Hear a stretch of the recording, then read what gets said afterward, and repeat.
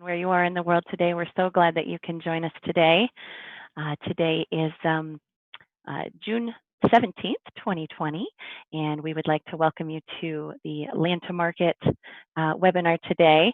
The topic is facilitating the large-scale restoration of the world's grasslands. Just a few quick housekeeping items I wanted to review with you. First of all, I should introduce myself. I am Paige Youngstrom. I am the event logistics manager for the Savory Institute and also the producer for various trainings and webinars like this. So what I'd love to start with is just a few quick housekeeping items. Chris, I'm going to go ahead and share my screen. Sure.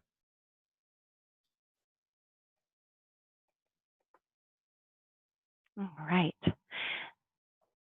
So everyone is muted, just to lessen the distraction. Basically, for questions, we're going to go ahead and ask you to utilize the Q&A feature today, which you can locate at the bottom of your screen. You'll want to ask any questions there. As they come up, you're welcome to ask those questions.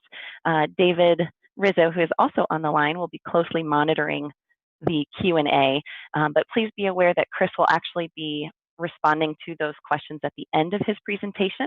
But if you don't want to lose sight of what those questions may be, feel free to put them in as you think of them as well.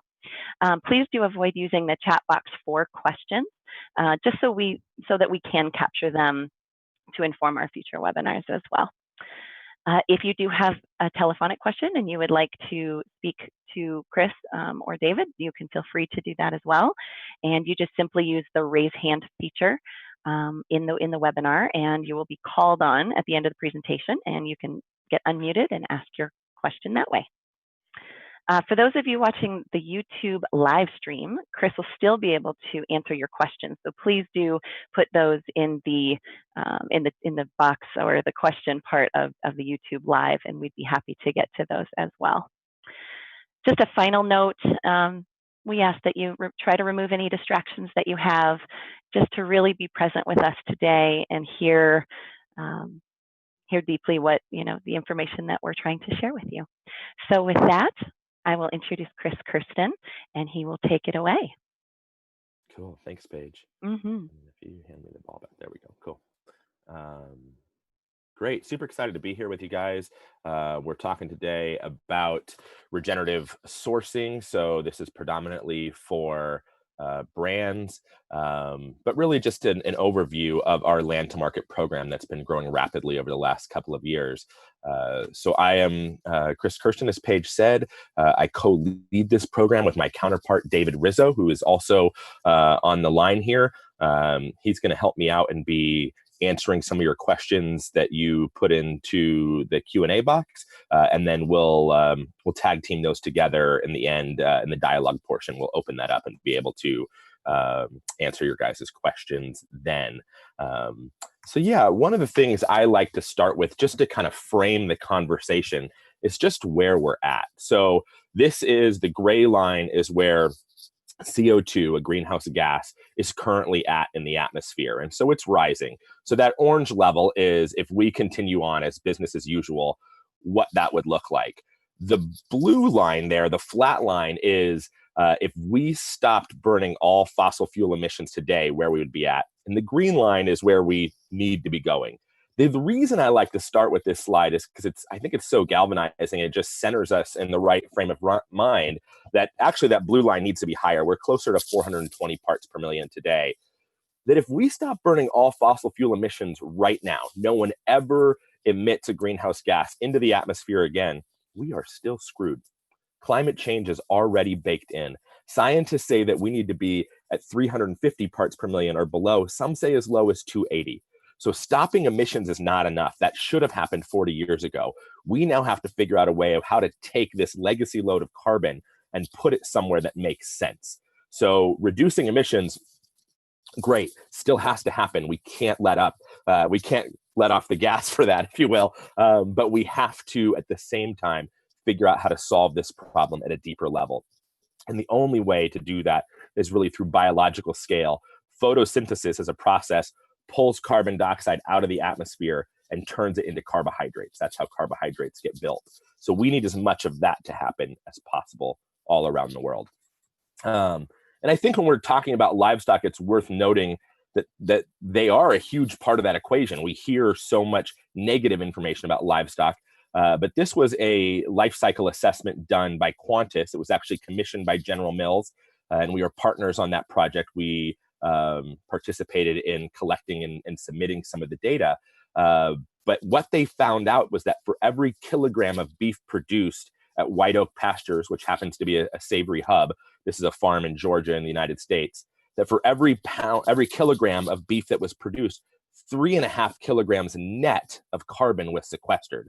So livestock absolutely can and need to be part of that solution to bring down those greenhouse gases. And the beauty is that this movement, the Savory Institute is a part of, is called holistic management. And it's this 50-year movement of training agriculturalists, agrarians, how to move away from a reductionist management system to a holistic management system. And we do that around the world in 3 ways. We first and foremost want to empower producers, and then we want to scale that globally and make connections between producers around the world in a very peer-to-peer way. And then we want to accelerate that with market pull-through, which I'll be talking about predominantly today. But first, I want to just talk about this network aspect. So we've got the Savory Institute. This is the gold standard of holistic management that creates new IP and new curriculum and new training and keeps that evolving. And then we have this hub network. These are decentralized, locally led and managed. I call them centers of innovation a lot, but their primary function is training, consulting, implementation support. And so they're working boots on the ground with the farmers in their region, which is really powerful that we can reach those producers and work with them and support them in their own context. So we currently have 49 of those field offices, or these Savory hubs, all around the world.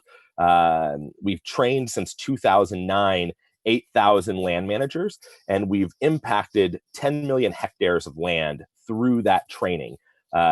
10 million hectares, if you're not used to working in hectares, that's 25 million acres all around the world. And so these are the places that we have hubs. It's on all 6 continents, decentralized. And right now we are working on a lot of growth in Asia. About 10 years ago, this was a pretty new concept in Europe, and we've made a lot of inroads, but a lot of intentionality around that. And now we're doing the same thing in Asia. So a lot of growth is happening there. But what I really want to talk to you guys about today is our new land to market program and the ecological outcome verification tool behind it. And where this all started from is we had producers. Well, I would say even more before that, there was really a consumer awakening. I think Michael Pollan's Omnivore's Dilemma, at least in North America, was a kind of a lightning rod for that, or a really galvanizing moment. But we had consumers waking up to the notion that organic was really just the first chapter of a much bigger story, that there's lots of chapters to follow that. And we started to see things, around welfare and, fair trade and how we treat employees, and all sorts of different programs started to emerge in that timeline. And we had producers coming to us saying, listen, we're healing our land. You can see it. The number one thing we hear is, especially from people that it's their first trip out to the land, is when they're on a place that's healthy, is that you can feel it. And then we had a lot of producers that were doing their own rudimentary measurements. We had some that were part of, big, expensive university studies. And they were all saying the same thing. We're healing the land, and there isn't a voice for that in the marketplace. There isn't a program that inherently speaks to land health and how land health is trending over time. At the same time, we had brands coming into us going, okay, your organization's trained tens of thousands of people. Prior to 2009, there's a legacy movement of holistic management that's touched about 50 million hectares around the globe, which is about half the size of organic. They're saying this is big. We would like to be able to engage with these folks. We said to ourselves, we thought, that's great, but if we're going to vouch for someone and create that facilitation between market and supplier, having someone just taken training is probably not really to the level that we need to be at to really give that the gold seal. So we said, what would it look like to go start measuring environmental outcomes all around the world and do it the same way, and to get empirical values in that? So we formed an academic consortium. These are the partners that we worked most closely with. And we said, how would we deploy that and get those empirical outcomes, but do it in the most remote regions and the poorest areas of the world, to be able to see these environmental changes that are happening on the land. And what was built out of that is called ecological outcome verification. And it looks at an aggregate of ecosystem health. And that aggregate is very intentional. We all hear a lot about carbon, and it's why I put that first slide up around greenhouse gases. And carbon is the main compound in most of those greenhouse gases. So we hear a lot about that, but it's actually a really poor proxy for ecosystem health. Carbon is really hard to measure. The models are really new. It's actually the thing in the environment that we know the least about. And so the way that that's kind of approached now is you take these huge sample sets to kind of get to a point of what they call statistical relevance. But really, it's a poor example to be able to measure how the environment is functioning. But it's still an important piece. And so what we look at is we look at soil health and soil carbon. So what happens in nature is you've got soil organic matter that's built through this process of photosynthesis. That's where you're making those carbohydrates. Then you have carbon that follows that. So soil organic carbon follows that. Those are the smallest particles in the soil. They have the most surface area, and water sticks to that. So that's your sponge. And so as you build more organic matter, you build more carbon. As you build more carbon, you've got a stronger sponge to hold on to more water. As you hold on to more water, you mitigate against floods and droughts, and you extend your ability to increase biodiversity. So now everything that's alive needs water. As you have more of it and for longer and a more stable supply of it, you can now build that biodiversity up. So what we're doing is that we go out and take these measurements is we're not only looking at a single variable like carbon, we're looking at carbon, but we're building a more robust data set because we're looking at water along with that. So how does the soil have water infiltrate into it and percolate it so that when we get precipitation, are we capturing all of it and as much of it as possible and then holding it onto it so we can divvy it out to that system? And then that extends into biodiversity. So again, so that we're measuring how much wildlife we have there. We're measuring diversity of plant life. We're measuring microbes in the soil so that we're getting a really good look at ecosystem function. And those first ones are all quantitative. And then we have some qualitative scoring that goes around how those things actually play together. But this is kind of bifurcated into what we call leading indicators and lagging indicators. Leading indicators have the most value for the managers. They create these quick feedback loops that show the producer, the person that's actually managing the ranch or the livestock, is what they're doing working? Is it driving them further towards increased production and environmental resilience, or is it driving them further away? Lagging indicators have the most value for storytelling and impact. So an example of this is we found a correlation between things like how quickly dung decomposes and how much carbon you're building. Carbon's expensive to measure, it takes time to build. So we only measure carbon every 5 years, but we're looking on a regular basis at how quickly dung decomposes, how quickly dead grass breaks down. Those show the manager, are you trending towards carbon? The thing we have to keep in mind is that if we just measure around the globe land health, we'll be measuring degradation. So having a new shiny measurement tool is not enough. We have to be able to create the feedback loops for producers to be able to make change in what they're doing, and for them to get better optics on what's happening on the ground and a better understanding of how that impacts their own resilience. So those leading and lagging indicators together make up a much more complete piece. So I talked about in that first slide in Land to Market about how producers wanted to differentiate. There was a lot of pressure to create a very typical certification audit, which are usually practice-based. And we went a very different approach and said, we're going to go out and measure real outcomes. Outside of some core principles, we're very agnostic to practice, because what we find is that it's kind of human nature to glom onto whatever we decide the next silver bullet is, the next trend. And so there will be these certain practices that kind of elevate in the zeitgeist, and it's like, oh, this is the hot one to do right now. And what we find in real life is that how the practice is implemented or the outcomes you get in the environment in a place like Vermont is very different than a place like Nevada, or somewhere like Costa Rica versus Turkey. It's very context specific. And in our work in holistic management, we would actually argue that there would be differences even neighbor to neighbor. But we kind of, as humans, get excited about these best management practices, and sometimes to our detriment. So we worked really hard on this to scrub that piece out of it and keep it focused on the outcomes, which really allows the producer to innovate, for them to bring their own innovation to the table and come up with new things. So it's a small nuance, but we would actually not call this a certification. We would call it a verification, again, because we're looking at those outcome pieces. And what I love about this is it complements other programs. So, I mentioned at the beginning, organic and animal welfare and fair trade, and all of these other programs that have a longer history than us in this space, that have paved the way. But all of those were just kind of giving inference to good things that were happening on the land. We said we can go and measure that, and it's high time that society does measure that, because we're big believers in the cliche of what gets measured gets managed. And so rather than just inferring these good things, let's actually go track them, trend them, put real quantitative data behind it. And we still want folks, both brands and producers, to play with the myriad of programs that make sense for them to build that more complete picture to align with their consumers on shared values. The other really interesting thing about our program is that because we started as a farmer support network, we're reaching forward in the supply chain, not backwards.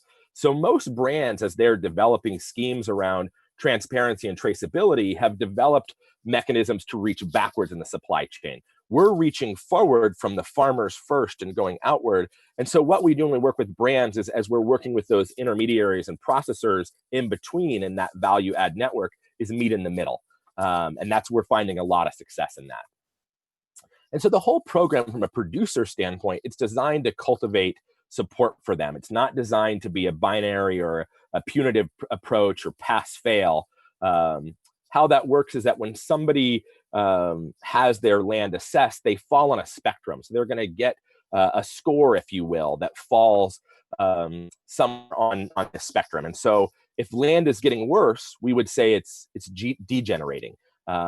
If land's getting better, we would say it's regenerating. And then the kind of old buzzword of the last 10 years, sustainable, that would be land staying the same. It's not getting better. But to that first slide I showed, we need land to be getting better. We have a growing population that needs to be fed and clothed, and we have a sick and dying spaceship. The only option for us as society is to continue to produce those high quality goods while actually healing the land at the same time. And the beauty is, I mean, that sounds like a pipe dream, like, holy smokes, that's how nature works. We wouldn't be here today, all of this abundance around us. Nature always gives more back than it takes. It's only really human civilization that has, for the sake of, you pick your word there, profits, efficiencies, you name it, but it's a much more reductionist approach that we have broken that equation, and we're actually taking more than we're putting back.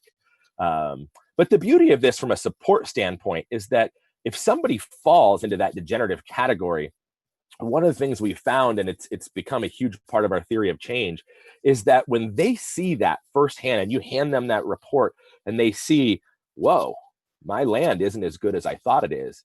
And the really one, that the kicker is, it's not as good as my neighbors. When they see the potential of what's possible for their ecoregion, they take an ownership of it in a deeper way. There's such a pride in that community, and many in our team, myself included, come from a production background. So many of these folks, it's multi-generational. They've inherited land. There's a legacy piece attached to that. They want to pass something on as good and most of the time better than what they got themselves. When you give them the mechanism to kind of hold that mirror up and go, ooh, it's not quite where we thought it was. The ownership instilled in that is something entirely different than what we've seen in the past, where, someone puts down a list of practices that says, this is what you should be doing and this is what you should not be doing. There's an offense to that, and it doesn't create that same adoption, that same ownership, that same personal investment that we're finding when people can see it firsthand and come to their own conclusions with it. The beauty, though, from there is we do have support mechanisms. That is what our work has been about for decades, is creating trainers and now these field offices that really contextualize core pillars of how to manage holistically in that region. So if they want to engage with that, they can go and access that management arm of our services and go engage with people. It's not required, but they certainly can if they want to. For those that get regenerative results, we put them on a roster and we start engaging them with brands that are most interested in buying those products. And so we're onboarding producers now. We have done this baseline measurement on just over 2 million acres around the world. Our goal for this year was to clear 6 million acres total, so that we'd add another 4. The pandemic has put a little bit of a crimp in our style on that, but we're working through that. So far, this is in the northern hemisphere. This is the season that we would be doing these measurements. We do it in the growing season, and so we're just coming into that window.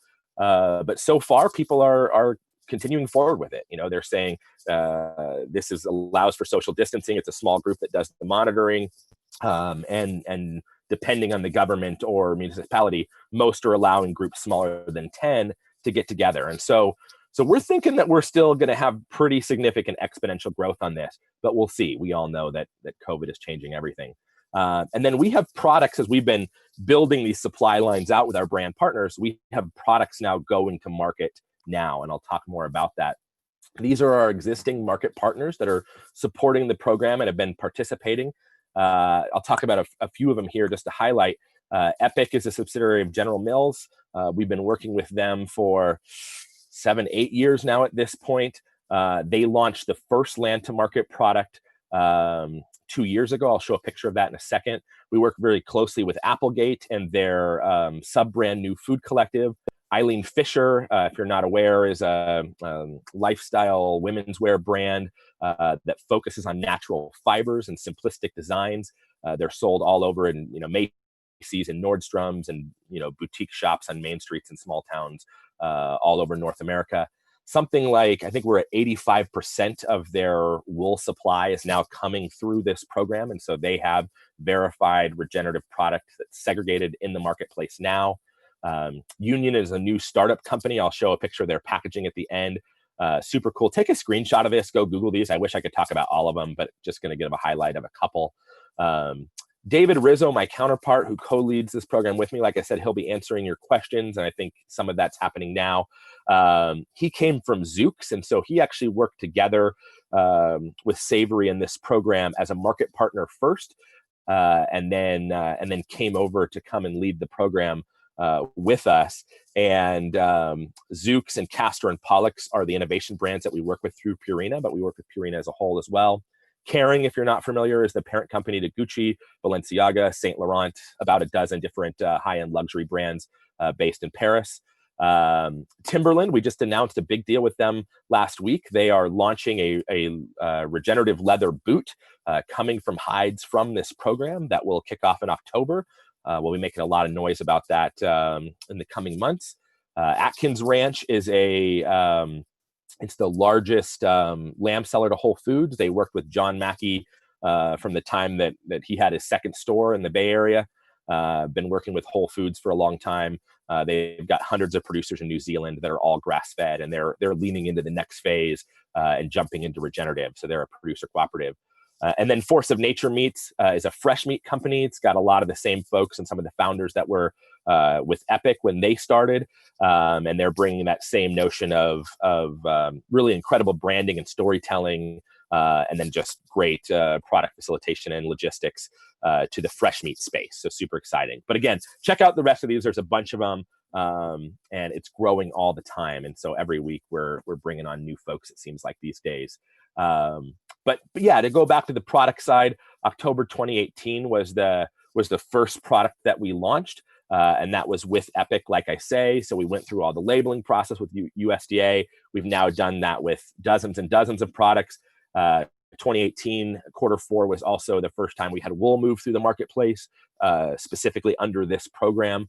And so we had 140 bales go through BKB in South Africa. We work with brands on both a mass balance approach and segregated options. If you're not familiar with those terms, a segregated option would be like what you would do with organic, to where you have to keep all the organic ingredients separate from other ingredients throughout the supply chain, and then be able to show that through affidavits, and then you're able to put a seal on pack. And we operate the same way for our segregated approach. And then a mass balance approach would be more like Better Cotton Initiative or something like that, to where we know how much product is going in at the beginning of the supply chain. We can't always keep it segregated, but we know then, based on the intermediaries that we're using, how much is coming out the other side. And so we'll let the brand speak to that, and we'll help them craft the language and their messaging of how they're going to grow that over time and hit various waypoints on that growth map throughout time. But that just wouldn't be eligible for a seal on pack. And many brands that we're working with are doing both. So they're creating segregated lines, usually more in their innovation departments, and then they're creating a mass balance approach for the brand as a whole. And we've got some pilots going in renewable energy right now. I won't say a lot about that, but just to kind of draw attention to it, we can dive into that deeper at any point if people want. This was also going to be our year to really kick off ecotourism. The pandemic had something else in mind. We continue to drive forward on that. But just we'll have to wait for the customers to come back on that piece. But why do businesses care? I think this is the meat of what we really want to get into here. This is a life cycle assessment of sorts. It's a tool called environmental profit and loss, often shortened to EP&L. And it's based on this notion of true cost accounting, that brands are going to have to pay for more of their impact, whether it was done by processors and intermediaries. It's kind of all rolling up on their impact balance sheet. And if you guys are from the brand space, you're well aware of this. And so if they're going to have to pay more of that, how do we make better decisions against that risk and say, where are we going to put innovation and new thinking? Most brands tend to focus on packaging and logistics and final level assembly and things of that nature. And when Kering did the tool for their brand, so these are fashion brands, they found that most of their impact was at raw material sourcing, that it was back at what's called tier 4. That was the area they know the least about. And so this is where our impact is coming from. And this is where they're doing the least amount with it. And so they said, wow, we got to change this. And that really kind of spun off a whole new philosophy on that. And really everyone who does this EP&L tool, this true cost accounting tool, they tend to find most of their impact is going to be in tier 4 and first stage processing. So that's not an outlier in any way. But we also have consumer change happening. I think we all know that millennials and Zeds are changing habits and changing the way that business as usual has been done before. This was a survey done by World Economic Forum that said, what are the most important things to you to address from a risk standpoint for your generation? And what was found was that economic opportunity was actually the lowest reported, and climate change was actually the highest. So this is important to these new demographics that are emerging, and I don't think that's a surprise to any of us. These I like a little bit more because there's a little bit more higher resolution on actually what that means to these buyers. These are from a number of different facts here. You can pull it down there in the bottom. I've got them all cited, but 91% of consumers believe companies that pollute the environment should be fined. 90% would switch to brands with a cause versus one that doesn't. 73% would spend more on a product from a sustainable brand. And I think we've just been talking about how that the opportunity is actually take that to regenerative. And this is my favorite. 86% of the population does not believe there's enough information on products for consumers to assess how sustainable they are. So we know things are changing. Brands are rushing to figure out how to engage with that. And that's where programs like ours can help. But there's added layers on top of the consumer. I think particularly those of us from the food space, what's sometimes called, NASCARing labels, we have all sorts of stuff on there. That leading edge that's really been part of, natural and values alignment. That's not a ton of new information, and that consumer piece is a huge part of the business model and the driver. But there's a larger group of stakeholders that sometimes gets missed. And as we work in other verticals like apparel, this has become quite clear. Wall Street's waking up to this. Investors are looking at when there is volatility at the raw material sourcing, whether that's from weather changes or climate change shortages or whatever, that volatility is going to ripple its way through the supply chain and end up in the security itself. And so that asset becomes more volatile.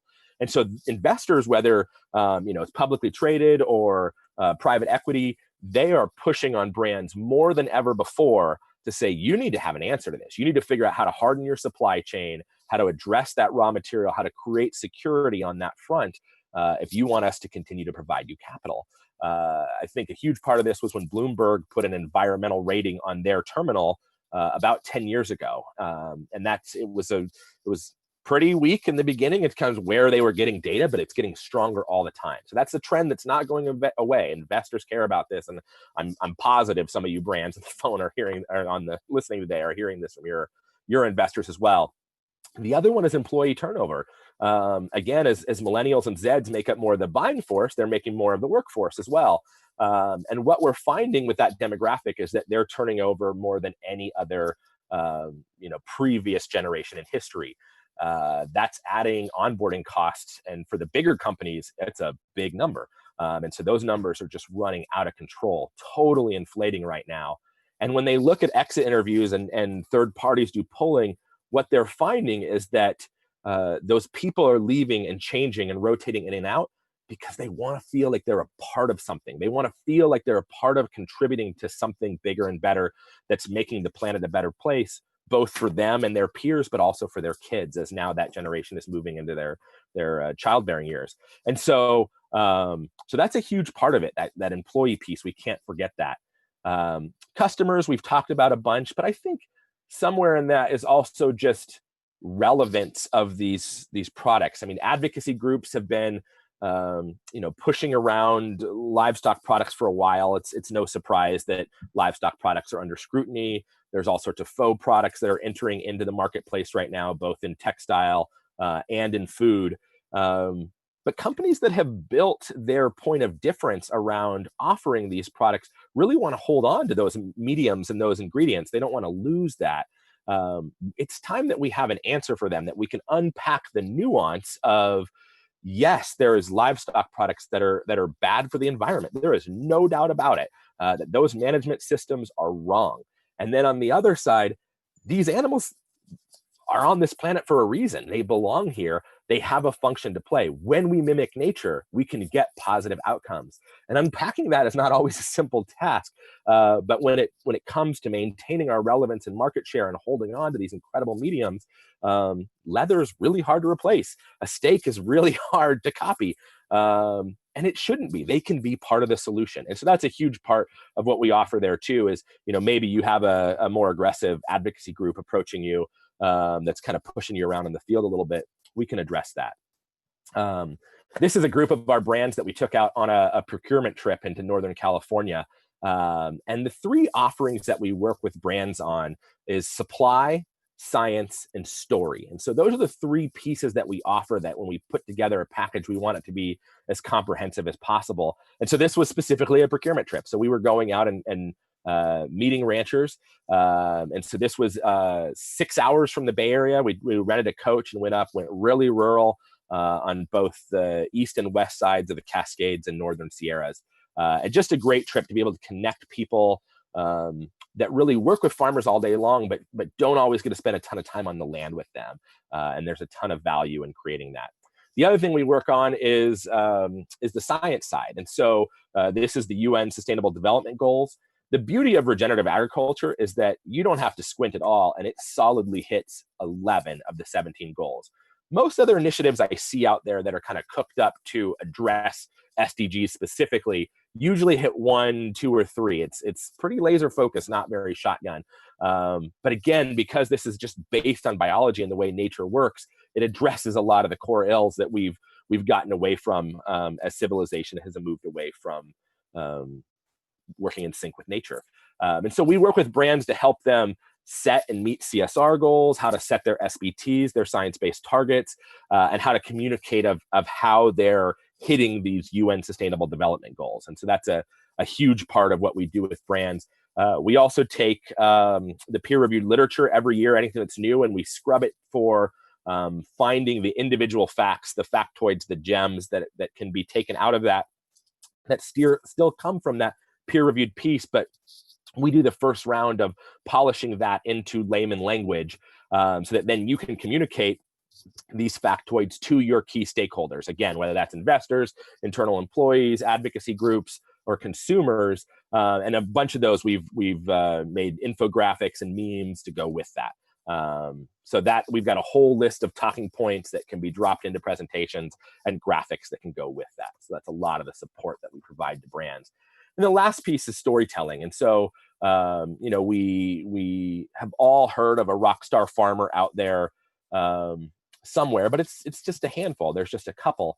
And there's really endless miles of runway of story to be told. There are amazing producers out there that are doing incredible things, healing their land, increasing their production, making functional ecosystems, bringing back wildlife, that their stories have never been told. No one's ever put a microphone in their face or put a camera up or photographed their land. And the loss there is a bit of a travesty, that they'll spend their whole lives working on this and really never get credit for it, and certainly never get credit for it in a commodity oligarchy. So a lot of what we do is we work with brand marcom teams, we work with their PR agencies, we try to distill these concepts down in a way that they can share it, but also find those heroes, those ambassadors that can kind of step up to the next level, and provide brand halo to your brand, and then they can be part of your sourcing solution. This was an infographic that we did with Epic early on, but again, just in everything they did, they wanted to make sure that the nuance, and they continue to make sure that the nuance tells that whole story of regenerative, so that they're aligning with consumers on shared values, but educating them at the same time. And then the last piece of that is that we're, I've been talking about livestock products from the beginning. If it wasn't clear, the sectors that we're working with are meat, dairy, wool, leather.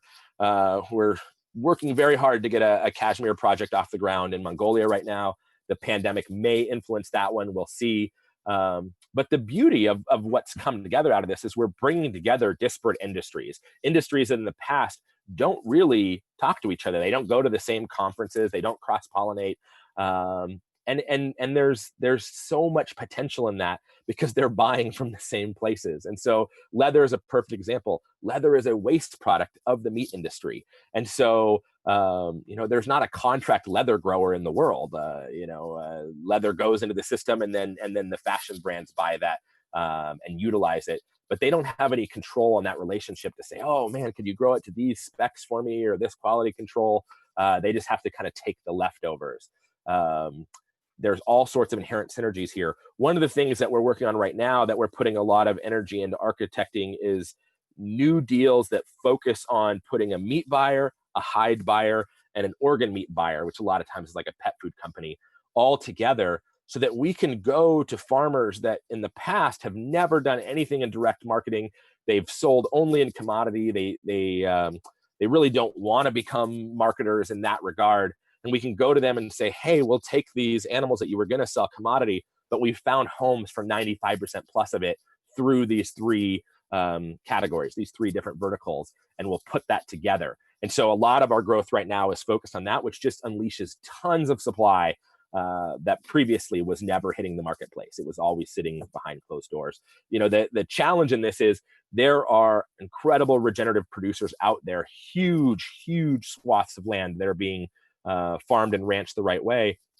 But because of the way our commodity systems kind of scrub everything down to the lowest common denominator, that never gets recognized. And there hasn't been a program, again, to speak to that. So there are people that are going to fast food joints and getting regenerative meat and never knowing it. The brand doesn't know it, the customer doesn't know it, and certainly the rancher doesn't get recognized for it. So we're changing all of that. We've got lots more products coming in 2020 despite the pandemic. So you'll be seeing more of this in food. You'll see more of it in textile. And then the ecotourism piece, I think we're going to continue to drive forward on this year. And then when we're all ready to get on planes and travel again. And I think some of that will come back towards the end of this year and late summer with more remote tourism will be a focus as part of social distancing. We'll have some more offerings on that front. And so how we work with brands, we'll send a link out to a document after this that goes in depth on all of this, so you can continue to dig in, and you can always reach out to us with questions, and we're happy to schedule a call with you guys. But just at the high level, how we work with brands from a payment structure is that brands pay a membership fee based on the size of their company.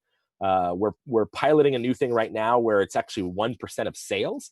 And so we're doing that right now with Union. That's our first product to launch with this on it. And then then we have an offering matrix that's kind of pre-packaged pieces that go into more high touch depth on the supply science story. So it can really fit where you're at and the size of your company and what it is you want to do, how aggressive you want to be on this front. So that's an addendum or addition to the membership piece. And people don't have to participate in that any deeper than they want to. So could just pay the membership fee if they want. And then if we just, as I wrap up here, if we just think about what this means, again, going back to that consumer piece, if you think about how the consumer goes into a store today to shop, they're looking at all the products in front of them.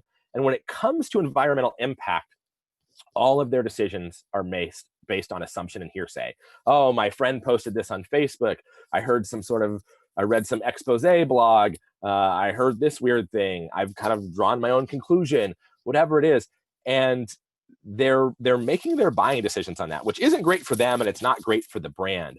The beauty of what I love about this is we're now empowering consumers with transparency, with real information, with empirical outcomes to engender a food and clothing democracy, the likes of which the world has never seen before. So now, for the first time in history, a consumer can pick up a product off the shelf and know with real science, real data, real authenticity to back it up, this product made the land better as a result of how it was produced.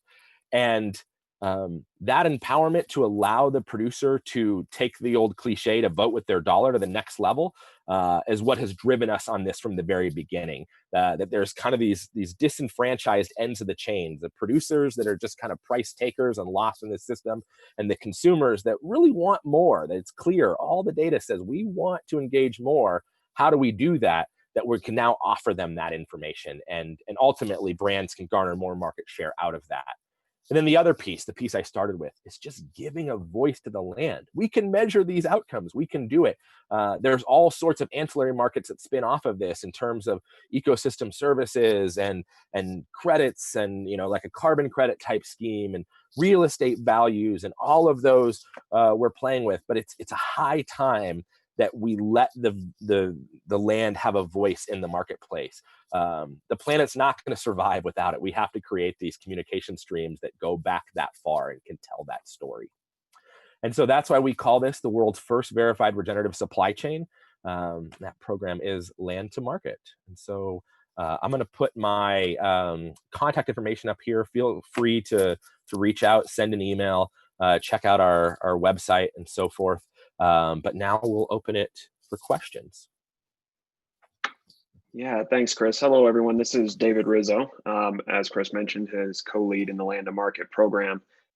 Chris, we did have a hand up from Trevor Washko earlier. Trevor, you took that hand down. Did you still have a question that you'd like to answer?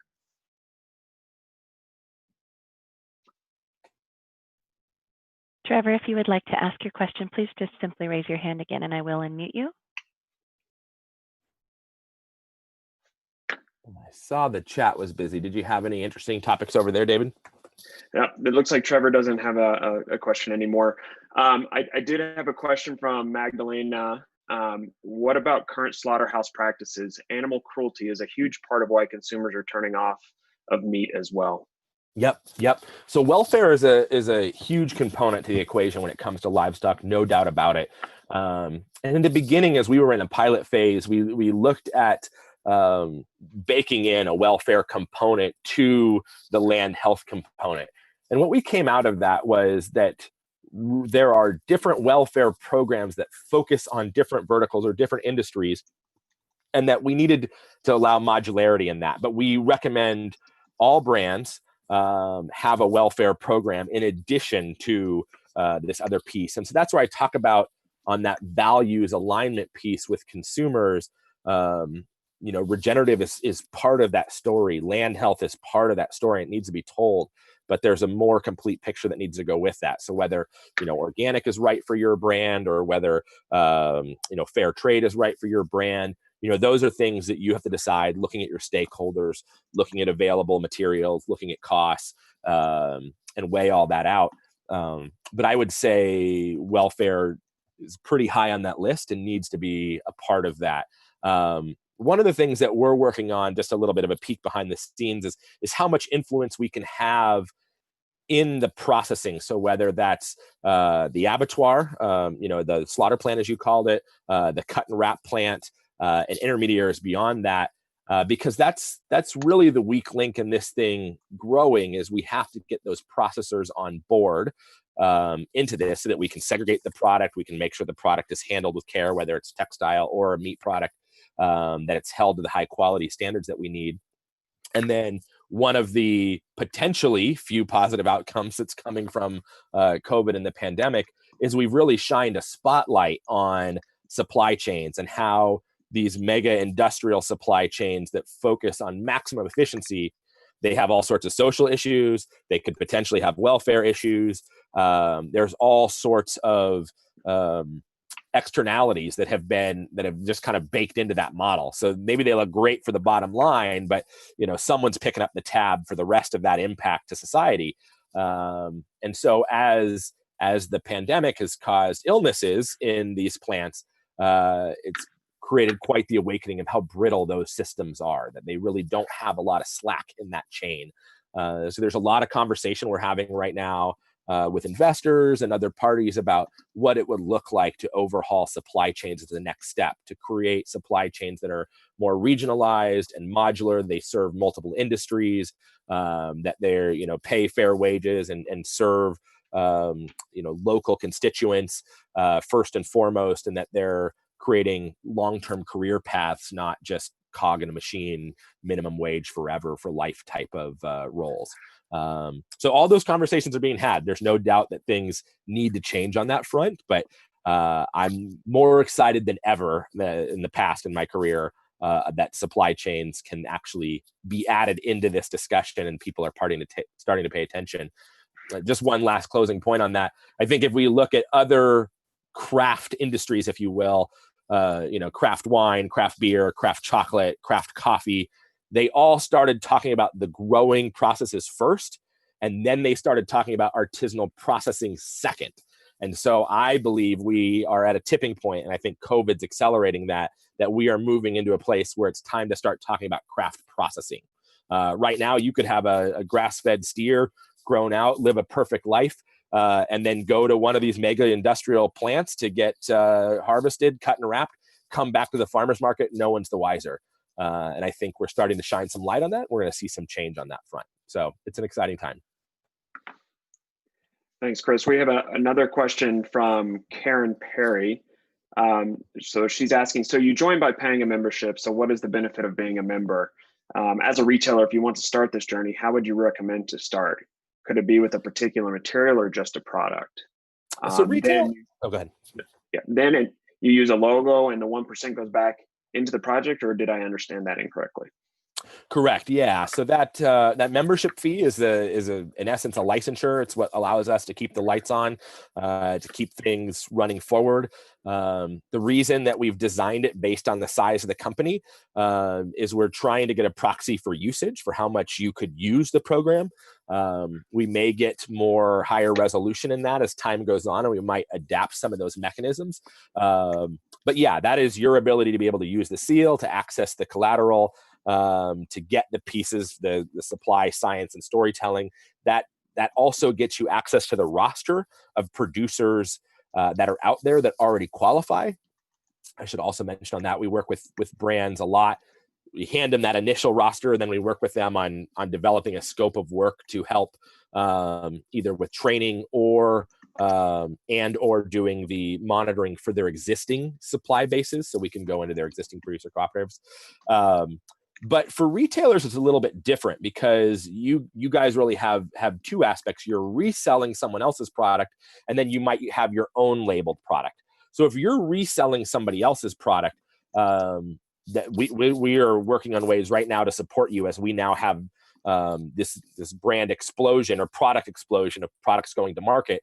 We're getting a critical mass where we can start putting together assets for retailers that have end cap displays that are all about regenerative and have all products from all over the store there. You've got pet products and you've got meat products and jerky products and, some places clothing products like a Whole Foods that carries, some small bit of soft lines in addition to their food products or CPG stuff. We can start creating some assets to wrap around that. So that's kind of the next area we're headed. But if it's for your own labeled products, stuff in the meat case that's, labeled, natural grocers, beef line, you would be treated as a brand in that regard. And so then you would come on in that sense.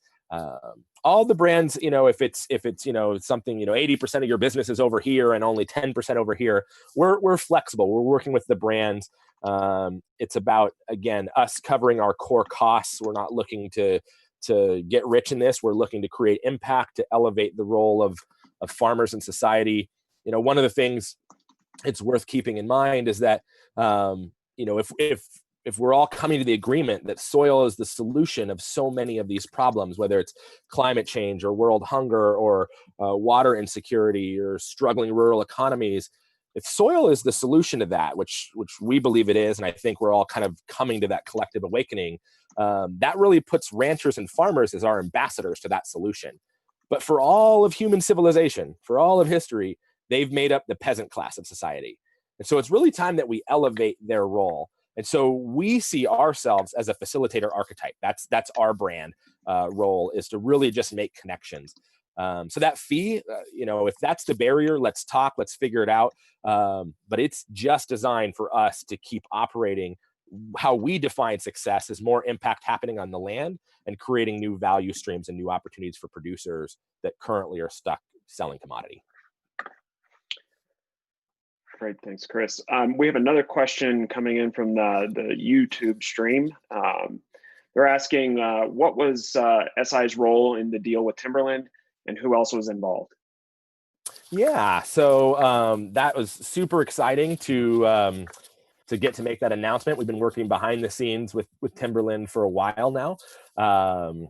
Other players in that, we were able to put together, and you guys can Google the press release and find all this, put together a supply base from one of our hubs in Minnesota, Thousand Hills Grazed. It's a producer cooperative up there.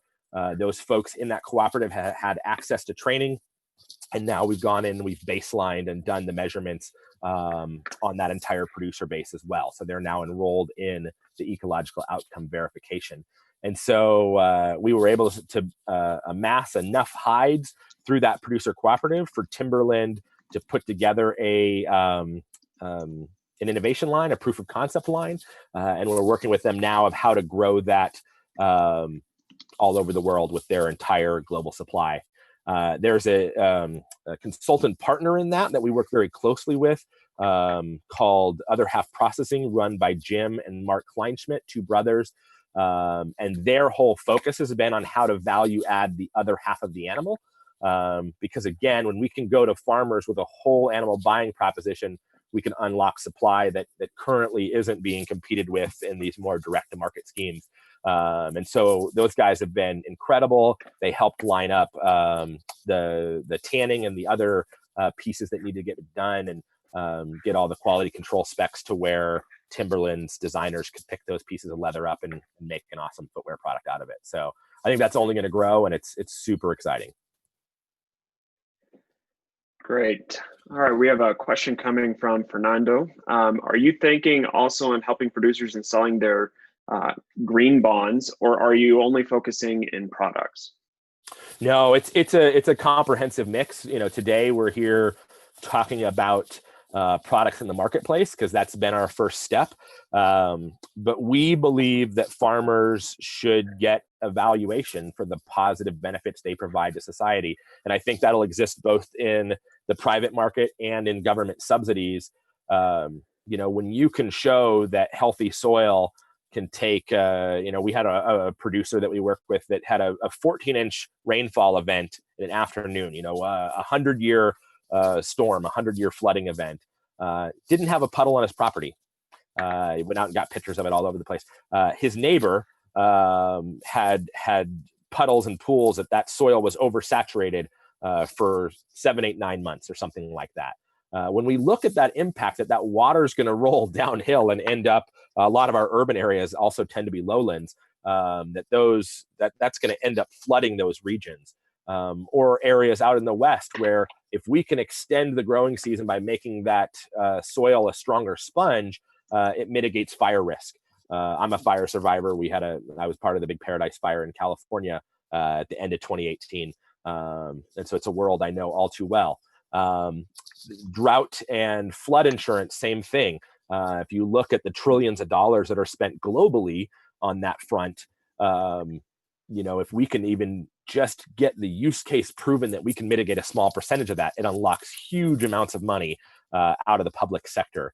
A huge one is reinsurance. So all of these insurance claims, when you have a big natural disaster, you might have 10 primary insurance companies, but all of those cases roll up to their insurers because the claims get so big to the reinsurance, and they just get stuck with these massive bills. So there's a real business case to be made for paying for ecosystem services, both in the private and public sector. So that's something that we are working really hard on. I hope to have more to announce about that soon, but we are looking at a token credit system that includes all of ecosystem health and includes carbon as a core component of that. But more to come on that soon. Great. Chris, we have a question from Alex Carlson. Do these programs from Savory plan to work with or consult with other organizations like Responsible Wool Standard or the Leather Impact Accelerator from Textile Exchange? Yep. We love TE. We've worked with them closely for years. I think they've got some stuff that they're in a big growth trajectory of their own right now. We've been looking to figure out how to get back together and synergize on some projects. But we piloted a lot of this together as they were building RWS. We were building out the predecessor to what's now our global ecological outcome verification program. So we were in pilot at the same time and in the same regions. And so EOV already has equivalency for TEs, I think for all of their programs on the environmental impact side. So when I talked about bundling together a welfare program and an environmental impact program, TE was a huge part of looking at that. It's just the same welfare programs don't work in all the different sectors, and they don't work in all the different countries. And so because of the way that we play in multiple verticals and in a global fashion, we needed to be able to have something more modular. But absolutely, we're partnering with other groups all the time. We're talking to some organic certifiers right now. My wife actually runs the livestock department at CCOF. And so we're talking to other certifiers and other players about how regenerative could get bundled with organic. But yeah, all the time. And we kind of believe in we've talked about it visually as a flower, that there's all these different components of values alignment. And we've been in kind of some think tank discussions before of what if that got moved into a single label and like different petals got filled based on kind of where that product was in its values alignment. I don't know if it'll ever go there, but we love working with other groups. We're not pretending that we're the whole solution, the whole answer to everything. We just saw a deep need to be able to talk about land health that wasn't getting properly captured by others. And I think it creates all new opportunities for producers and consumers and brands at the same time. So short answer, yes, absolutely. We love working with other players. Great. Well, Chris, I know we're at the top of the hour, and in respect of everybody's time, we do have a couple more questions, one that I can answer directly via type, but we want to take one more and we'll Sure. close from there. Sounds great. So apologies if I mispronounced this, Muget. Is asking, will you expand to alpaca, yak, and other animal hair, and hemp, banana, and other plants for fiber? If so, when? How could I be a part of helping expand to other animal hair and plant fibers? Yeah, I was wondering when this question was going to come up about cropping. Yes. So the short answer on animal fibers, yes. If it's an animal and it's out on the land, that will work for this program. And so we can go and do verification, and we can start that now. Doesn't have to be a ruminant. So we do work with hogs and chickens as well. because they are part of the influence that makes that land better. Though full transparency, our legacy work has been done around ruminants and grasslands and the natural synergy that exists there. So animals, yes, right now. The answer on cropping is a little bit more nuanced. The ecological outcome verification tool is agnostic to practice. It's agnostic to sector or commodity. It's looking at land health. So on any land-based, any terrestrial farming system, we can go and measure land health and trend it over time. The challenge is, again, I go back to that point that if we just measure, on average, we will be measuring degradation. We need to have feedback loops and support mechanisms that help the producers adapt and change and evolve their management over time in their own kind of personal journey, in their own context. In livestock, if somebody can't figure out how to grow yaks or sheep regeneratively, we have a whole network of people that specialize in that, peer-to-peer, other producers in their own region that can step alongside and help them in that growth journey. If someone's trying to grow regenerative wheat or a specialty crop like cranberries or, you know, whatever it might be, hemp, I don't have that support mechanism. So we can go out and take the measurement, we can hold the mirror up, but it feels pretty weak from our perspective to not be able to then have any sort of recommendations of what they could and should be doing and who they could be engaging with. So initially, we thought we would find a global partner that would step alongside in that cropping space. We talked a lot to the permaculture groups. Nobody really had the same kind of decentralized network the way that we do, that still kind of had a central quality control function that could help coordinate some of those things. And so we're looking at now that might be more crop specific. There's folks that are really good at small grain. There's folks that are really good at specialty crops. There's folks that are really good at certain regions and certain climates, that we're probably going to have to find partners on that front in a much wider array. We had kind of dreamed of the easy button that there would be an analogous organization to ours that we just plug in with. We haven't found that yet. So we'll probably bundle into all sorts of different partnerships to go into that cropping space. I'll say that we are piloting a couple of crops this year in special projects, one in small grain, and then one that's starting this week in viticulture, where they're actually grazing under the vineyard. So we still have that tool of animal impact and grazing that we can implement and help support with. And I think that will emerge into orchards. We're looking at some orchard projects right now in Chile. So we'll see where that goes. But the longer, more nuanced answer on the second part is, yeah, we're going to move into cropping. I think we'll eventually get to that space, but it'll be done through partnerships and probably licensing that tool to them to be able to implement. Great, Chris. I think that's the end of the Q&A at this point. Cool. Thanks, guys. So we'll send out a link with a document again that gives an overview of land to market. It's got those engagement levels, so you guys can check that out. And then, like I say, feel free to reach out to David and I.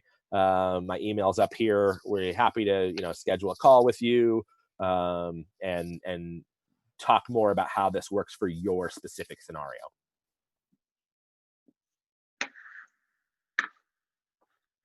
Thank you so much, Chris and David. We appreciate the wonderful presentation today. Thank you to all the attendees for joining, and we will be following up with the information probably in the next couple of days. Have a wonderful rest of your day. Take care now. Bye. Thanks, everyone.